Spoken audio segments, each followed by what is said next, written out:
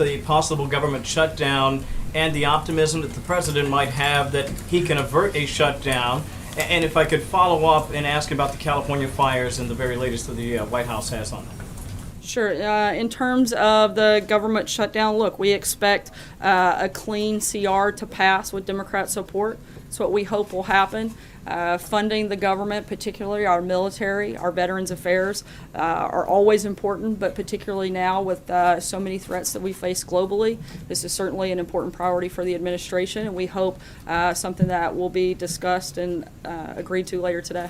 Jennifer? On the fires, I'm sorry. Sorry, on the fires, was there a specific question? Yeah, does is the White House in coordination with the folks out in California in battling that wildfire, is there more money to be made available, especially for the areas near Los Angeles, which are under siege right now by so many devastating fires? Absolutely. The administration is staying in regular contact. Both FEMA and folks here at the White House are speaking regularly to state and local authorities and making sure that we're ready and able to help when needed and when requested by those authorities. Jennifer?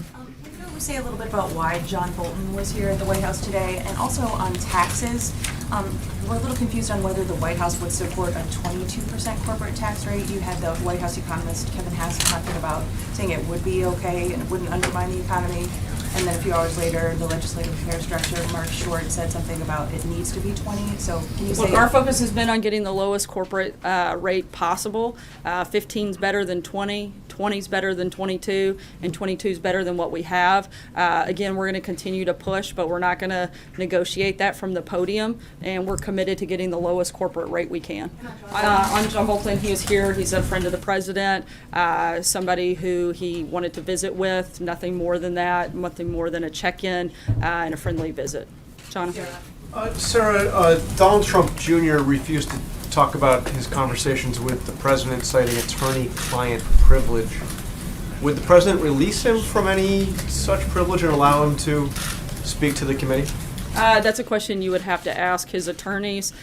We believe that his lawyers had a legitimate reason and basis for not answering those questions, but that's something I would direct you to his attorneys to address more fully. Can you explain to me how it could be attorney-client privilege when neither Donald Trump Jr. nor President Trump are attorneys? Again, that's something that you would have to talk with Don Jr.'s attorneys about. That's not something I'm going to be able to comment from here. Matthew? Thanks, Sarah.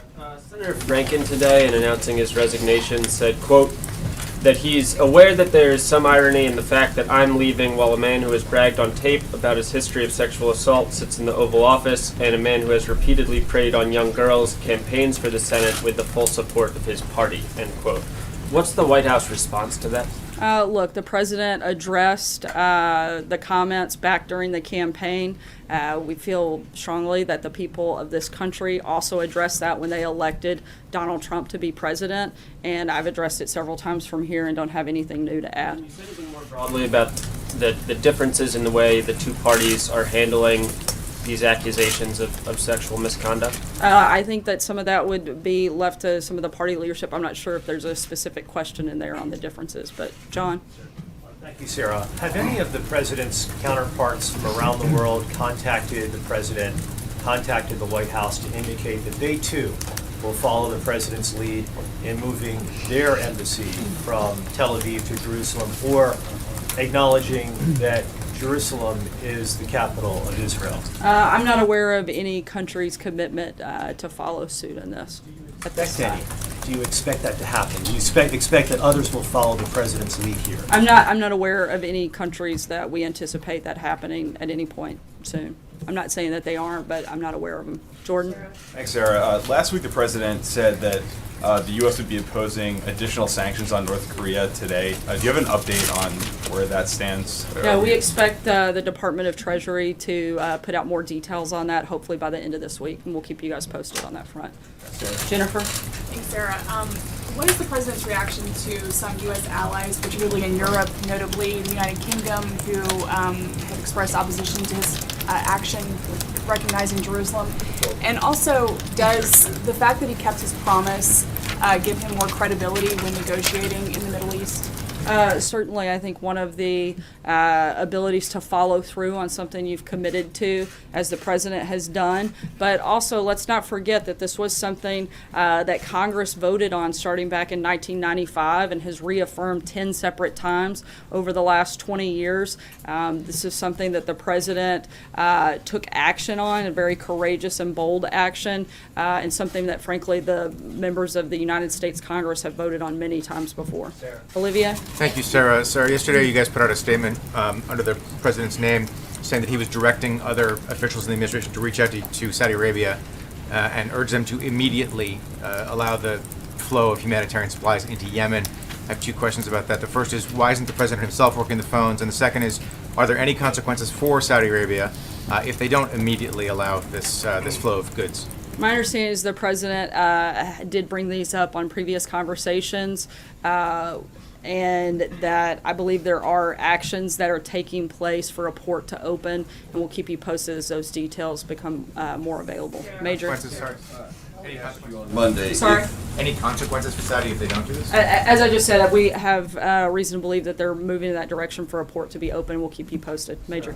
On Monday, when the president became aware that Michael Flynn lied to the FBI, you referred her to John Dowd. Those of us who've tried, John Dowd is not engaging on that. That's a knowable fact in this building. It's not a legal matter, not for the attorney to say. Can you just tell us when the president became aware of that? You know, the attorneys feel differently, and they feel this is a question that should be answered by them, and I'll encourage them again to respond to you, but I'm going to have to refer you back to John Dowd Why is again. it a legal question for them, not about something the president knew and when he knew it? As I said before, John Decker's the only attorney in here. I'm going to listen to the attorneys on this one, and John Dowd, hopefully, will follow up with you in short order. Mara, sorry, Major, I'm going to keep bouncing because I we're think tight you want on to take time. this one. It's real simple. It's very simple. Today, the UN ambassador said it's an open question whether the United States will participate in the Winter Olympics in South Korea. Is it an open question? Is that now in doubt? Look, that wasn't exactly what the ambassador said. No official decision has been made on that, and we'll keep you guys posted as those decisions are made. Look, I know that the goal is to do so, but that'll be a decision made closer to time tomorrow. I think that's an interagency process, but I think ultimately the president would certainly weigh in. But again, that's something that he would take into account, probably a number of the stakeholders that would be involved. Absolutely, if we felt there was an issue, that would come up. I just have two government funding questions. First, does he want S-chip reauthorized? I haven't had that specific conversation with him, but I do know that we want to fully fund the government. Beyond that, I'm not going to get into any more details before their meeting today. Okay. The bipartisan leadership is coming up in a much different atmosphere than the last meeting where he tweeted about how he didn't think a deal was possible because the Democrats were so bad on illegal immigrants pouring over the border. I'm wondering, has the president changed his mind about that? And also specifically, what was he referring to, since in a government shutdown, ICE and the Border Patrol aren't effective? The president is still very much committed to a strong border and to a border wall, and I would imagine that's discussed at some point today. I think we all hope a deal can be reached. We hope that the Democrats will be willing to put aside partisan politics and focus on fully funding the government. Josh. On the Hill today, Chris Wray praised the FBI and said it was, the finest law enforcement force in the world. The president said, it's in tatters and it's at its worst place in history. Can you explain that discrepancy? Look, we don't think that there is a discrepancy. We agree with Chris Wray that FBI field agents are appreciated and respected. The president's issues are with the political leaders in the FBI under former Director Comey, particularly those that played politics with the Hillary Clinton email probe, and we don't see a discrepancy beyond that. When he undermines... Sorry, I'm going to hop around because we're tight on time. He undermines the FBI and says it's in tatters. Does the White House fear that, that could create ramifications, that people won't trust law enforcement, that people will say, no, and again, why should we interact with the FBI when it's in tatters? No, and again, the president's referring to the political leaders at the FBI, particularly those that were involved in the Hillary Clinton probe. Blake. Thank you. Two quick ones about government shutdown. Chuck Schumer on the Senate floor said today of the president, his party controls the Senate, the House, and the presidency, speaking of Republicans rather, and he said a shutdown would fall on his shoulders. How is that not just a reflection, an accurate reflection of the political realities that Republicans control Washington at this point? Look, they may control Washington, but this still takes some Democrats to be engaged in the process. And we hope, frankly, that Democrats will play by the Schumer rule and not hold this bill hostage by playing partisan politics, and that they'll come to the table, help fund our defense department, help fund our military, help fund Veterans Affairs. John? Want a clean CR. At some point, though, DACA is going to have to be brought up, or potentially be brought up. Is the White House willing to mix at one point a DACA fix with government spending, and if so, when would that be the case? The president said that with DACA, he wants to make sure that we have responsible immigration reform, including a border wall and other things that we've laid out in those priorities and those principles, and that's something that would have to be part of that discussion. John? Yeah, thank you, Sarah. From that podium, Secretary Mnuchin and Gary Cohn both assured us that when a final tax reform bill is passed, the alternate minimum tax would disappear immediately. Now, of course, recent statements by the president, as the conference is about to begin, indicate it might not completely disappear, and if not immediately, certainly. Is the administration still committed to ending the AMT right away?